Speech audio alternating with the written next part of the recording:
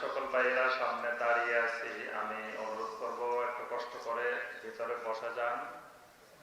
যারা ভিতরে আছি তারা একটু সামনের দিকে চলে আসে।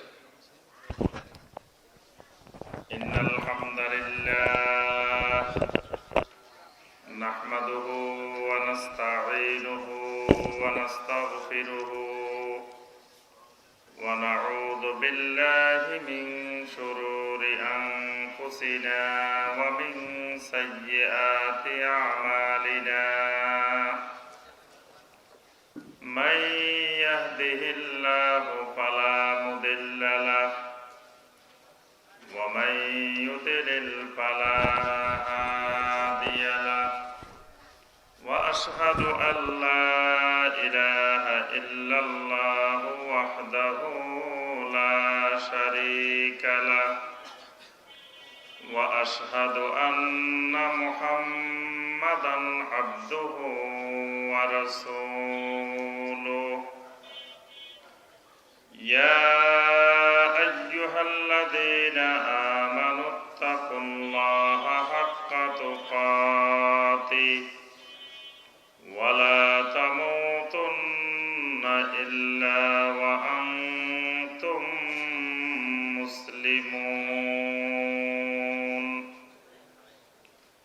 ইয়া আইয়ুহান নাসু ইত্তাকু রাব্বাকুমুল্লাযী খালাকাকুম মিন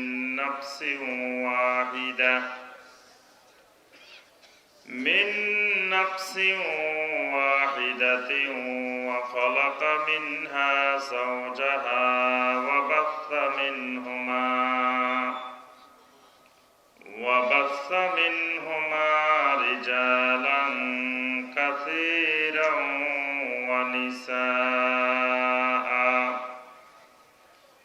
ওয়াত্তাকুল্লাহাল্লাযী তাসাআলুনা বিহি ওয়াল আরহাম ইন্নাল্লাহা কানা আলাইকুম রাকীবা। ইয়া আইয়ুহাল্লাযীনা আমানুত্তাকুল্লাহা ওয়া কুলু কাওলান সাদীদা يصلح لكم أعمالكم ويغفر لكم ذنوبكم ومن يطع الله ورسوله فقد فاز فوزا عظيما. أما بعد فإن خير الحديث كتاب الله وخير الهدي هدي محمد صلى الله عليه وسلم وشر الأمور محدثاتها وكل محدثة بدعة وكل بدعة ضلالة وكل ضلالة في النار.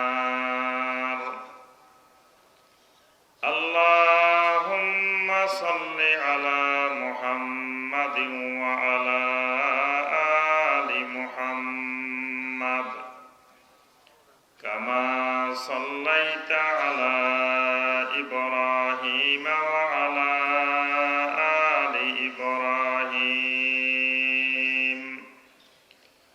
إنك حميد مجيد. اللهم بارك على محمد وعلى آل محمد كما باركت على إبراهيم وعلى آل إبراهيم إنك حميد مجيد.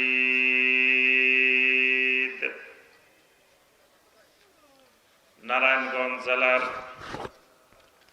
বন্দর উপজেলার অন্তর্গত তাকওয়া যুব সংঘ ও কোটপাড়া পঞ্চায়েত কমিটির উদ্যোগে আয়োজিত আজকের এই মোবারকময়, বরকতময়, ফজিলতময় বার্ষিক ওয়াজ ও দোয়ার মাহফিলের সম্মানিত সভাপতি, অত্র এলাকার বিভিন্ন মসজিদ এবং মাদ্রাসার সম্মানিত আইমায়ে মাসাজিদ এবং উলামায়ে কেরাম, আমার সম্মানিত মুরব্বিয়ানে এজাম, আমার অত্যন্ত আদরের, স্নেহের, মহব্বতের যুবক, কিশোর, শিশু ভাইয়েরা এবং পর্দার আড়ালের আমার সম্মানিতা মা এবং বোনেরা, আল্লাহ রাব্বুল আলামিনের দরবারে কোটি কোটি শুকরিয়া যে মহান রাব্বুল আলামিন আমাদেরকে সালাতুল মাগরিবের পর থেকে শুরু করে এ পর্যন্ত অনেক সম্মানিত বিজ্ঞ উলামায়ে কেরামদের নিকট থেকে কোরআনে কারীম এবং হাদিস নববী সাল্লাল্লাহু আলাইহি ওয়াসাল্লামের আলোকে অনেক গুরুত্বপূর্ণ বিভিন্ন বিষয়ে দ্বীনি আলোচনা শোনার পরে আজকের এই ওয়াজ মাহফিলের শেষ পর্যায়ে এসে কোরআন এবং সুন্নাহ থেকে দুই একটি কথাবার্তা আপনাদের সামনে বলার এবং এই শীতের রজনীতে অত্যন্ত সবরের সাথে, মনোযোগের সাথে আপনাদেরকে এই ময়দানে বসার যে মহান রাব্বুল আলামিন তৌফিক দিয়েছেন, সে মহান রাব্বুল আলামিনের শুকর আদায় করি, সকলে বলি আলহামদুলিল্লাহ। আমার সম্মানিত ভাই ও বোনেরা, আলহামদুলিল্লাহ, সালাতুল মাগরিবের পর থেকে অনেক গুরুত্বপূর্ণ আলোচনা হয়ে গিয়েছে। আজকের ওয়াজ ও দোয়ার মাহফিলে এই আলোচনাগুলোই যদি আমরা ভালোভাবে ধারণ করি, এগুলোই যদি আমরা আমল করার চেষ্টা করি, আলহামদুলিল্লাহ আজকের ওয়াজ মাহফিলের জন্য এই আলোচনাগুলোই আমাদের জন্য যথেষ্ট। এজন্য আর আমরা বেশি মাহফিল দীর্ঘায়িত না করে অল্প দুই একটি কথাবার্তা বলে আজকের মাহফিল আমরা সমাপ্তি ঘোষণা করার চেষ্টা করব ইনশাআল্লাহ। আমার সম্মানিত ভাই ও বোনেরা, আমি আপনি আজকে যারা এই ওয়াজ মাহফিল এই জায়গায় উপস্থিত হয়েছি, ওয়াজ শুনতেছি, ওয়াজের ব্যবস্থাপনা করেছি, আমাদেরকে যদি এক মহান রাব্বুল আলামিন তিনি যদি সৃষ্টি না করতেন, তিনি যদি আমাদেরকে ঈমান আনার তৌফিক না দিতেন, তিনি যদি আমাদেরকে দ্বীনের জন্য কবুল না করতেন, তাহলে আমাদের পক্ষে এরকম একটি দ্বীনি মাজলিস যেখানে আল্লাহ রাব্বুল আলামিনের ব্যাপারে আলোচনা হবে, যেখানে নবী সাল্লাল্লাহু আলাইহি ওয়াসাল্লামের সুন্নতের উপরে আলোচনা হবে, এরকম মাহফিলে আসার সৌভাগ্য আমাদের হতো না। এজন্য আল্লাহ রাব্বুল আলামিন আমাদেরকে মহা নিয়ামত দান করেছেন যে আমরা যথাসময়ে সঠিকভাবে আমাদের রবকে জানতে পেরেছি, চিনতে পেরেছি। এজন্য শুকরিয়াতান আবারও সকলে বলি আলহামদুলিল্লাহ। আমার আপনার রবকে হয় নাই? জি, আপনারা বলে যান কেন? আমার আপনার রবকে একমাত্র আল্লাহ। কিন্তু দেখা যায় আমরা বলি যে রবকে জিজ্ঞেস করলে বলি যে আল্লাহ। এজন্য আল্লাহ রাব্বুল আলামিন আমার আপনার রব, কিন্তু তিনি একমাত্র রব। তাহলে একজন আল্লাহর বান্দা, একজন আল্লাহর বান্দি, একজন আল্লাহর গোলাম, তার জমিনে সবচেয়ে বড় কাজ এক নম্বর কাজ, সে তার মালিককে, সে তার রবকে খুঁজে বের করা। কারণ মালিক চিনতে ভুল করলে তাহলে অনেক জায়গায় জটিলতা দেখা দিবে। আমার আপনার যদি মালিককে চিনতে, রবকে চিনতে ভুল করি, তাহলে পদে পদে বিভিন্ন জায়গায় অনেক জটিলতার শিকার হইতে হবে। আপনি এখান থেকে বিদেশে গেছেন, বিদেশে একজন আরবাব থাকে না, নাম শুনছেন? তো আরবাব হলো রবের বহু বচন। আচ্ছা, আরবাব আছে একজন, আপনি ওই আরবাবের নাম ঠিকানা কিছুই জানেন না। কয়দিন পরে আপনার ভিসা আবার নতুন করে রিনিউ করতে হবে। এখন আপনি ওই কে আপনাকে ভিসা দিল, কে আপনার সেখানে তত্ত্বাবধায়ক হলো, আপনি কিছুই জানেন না। আপনি নতুন করে ভিসা যখন রিনিউ করতে যাবেন, আপনি অনেক ধরনের সমস্যার সম্মুখীন হবেন। ওই দেশে চলাফেরা করতে গেলে অনেক সমস্যার সম্মুখীন হতে হবে। আপনি ওই দেশ থেকে কোনো চাকরি বাকরি সুযোগ সুবিধা নিতে হলে বিভিন্ন ধরনের জটিলতার সমস্যার সম্মুখীন হতে হবে।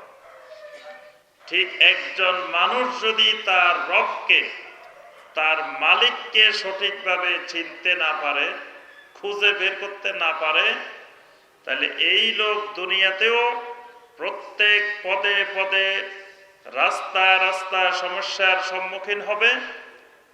মৃত্যুর পরে তো মহা সমস্যার সম্মুখীন তাকে হইতেই হবে। এই জন্যই আল্লাহ রাব্বুল আলামিন আল্লাহর বান্দাদেরকে দুনিয়াতে আসার আগে বান্দার এই মানুষের মালিককে, এটা আল্লাহ পাক সবাইকে শিখাই দিয়েছেন। আবার মানুষটা দুনিয়াতে আসার পরেও, যখন দুনিয়া থেকে যাবে, কবরে যাওয়ার পরেও প্রথম প্রশ্নটা হলো মার রব্বুকা, তোমার রবকে, মালিককে। তাহলে বোঝা গেল এটা এত গুরুত্বপূর্ণ বিষয় যে দুনিয়াতে আসার আগেও আল্লাহ রাব্বুল আলামিন মনে করাই দিয়েছেন, আবার দুনিয়া থেকে যাওয়ার পরেও আল্লাহ রাব্বুল আলামিন আবার খবর নেবেন মনে আছে কিনা। দুনিয়াতে আসার আগে আল্লাহ রাব্বুল আলামিন আমাদের সবার থেকে একটা স্বীকারোক্তি নিয়েছিলেন। সেটা কি ভুলে গেছেন? এখনই ভুলে গেছেন, তাহলে তো আর মনে থাকার সম্ভাবনাই নেই। আল্লাহ পাক কি জিজ্ঞাসা করেছিলেন আমাদেরকে? আলাস্তু বিরাব্বিকুম, আলাস্তু বিরাব্বিকুম, আমি কি তোমাদের রব নই? আমরা বলেছিলাম কি? ক্বালু বালা,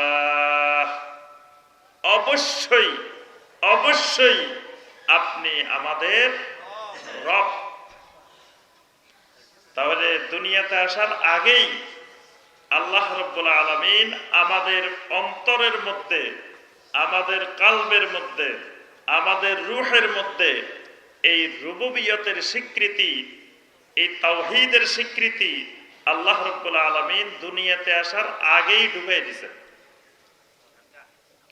আবার দুনিয়া থেকে যাওয়ার পরেও কবরের মধ্যে প্রথম যে প্রশ্নটি করবেন সেটা হলো কি? প্রথম প্রশ্নটি কি? মার রাব্বুকা, তোমার মালিককে। কোন রবের আন্ডারে দুনিয়াতে ছিলা? তোমার রবের একটু ঠিকানা দাও, তোমার রবের অ্যাড্রেস দাও। তোমার মালিক কে ছিল? তাহলে বোঝা গেল দুনিয়াতে আমি কোন মালিকের তত্ত্বাবধানে ছিলাম, কোন রবের অধীনে আমি ছিলাম, এটা কবরে এক নম্বর প্রশ্ন। তাহলে বোঝা যায় দুনিয়াতে আমার এক নম্বর কাজ, মৌলিক কাজ, সব কাজের বড় কাজ আমার মালিককে খোঁজা, আমার মালিককে খুঁজে বের করা। কারণ জমিনে আল্লাহর একজন বান্দা জমিনে আসার পরে তার মালিকের অভাব নাই, সবাই তার মালিকানা দাবি করে।